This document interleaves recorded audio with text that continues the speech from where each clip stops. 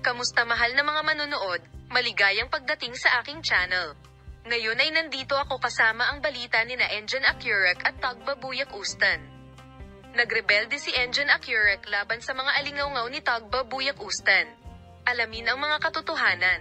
Ang lahat ng mga detalye ay makikita sa aming video.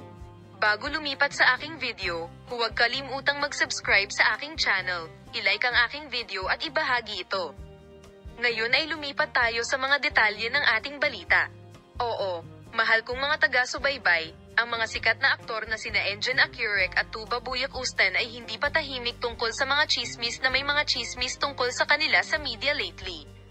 Naglabas sila ng press statement laban sa mga espekulasyon tungkol sa pribadong buhay at karera ng dalawa at sinabi ang totoo.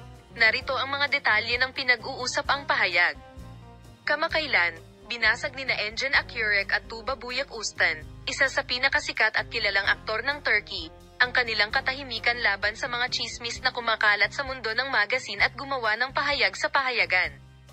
Sina Engin Akyurek at Tuba Buyak-Ustan ay pinuna ang mga haka-haka at maling impormasyon tungkol sa kanilang pribadong buhay sa mga pahayag kung saan ibinahagi ng sikat na duo ang mga katotohanan sa publiko.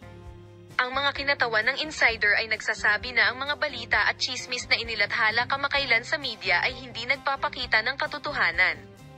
Naniniwala kami na hindi kami mananahimik sa harap ng mga ganitong haka-haka tungkol sa iyong mga mahal sa buhay at sa aming karera. Sina Engin Akyurek at Tuba Buyak-Ustan ay gumawa ng magkahiwalay na pahayag at ipinaliwanag ang mga katotohanan sa likod ng mga chismis tulad ng sumusunod. Sinabi ni Engin Akyurek ang mga sumusunod. Karamihan sa mga balita tungkol sa aking pribadong buhay ay kasinungalingan at walang batayan. Huwag maniwala sa mga ganyang balita. Kaya naman mas pinili kong ihayag ang mga katotohanan sa halip na manahimik. Kasalukuyan akong wala sa isang relasyon at nakatutok sa aking karera. Sana matapos na itong mga personal na haka-haka. Sinabi ni Tuba Buyak-Ustan ang mga sumusunod.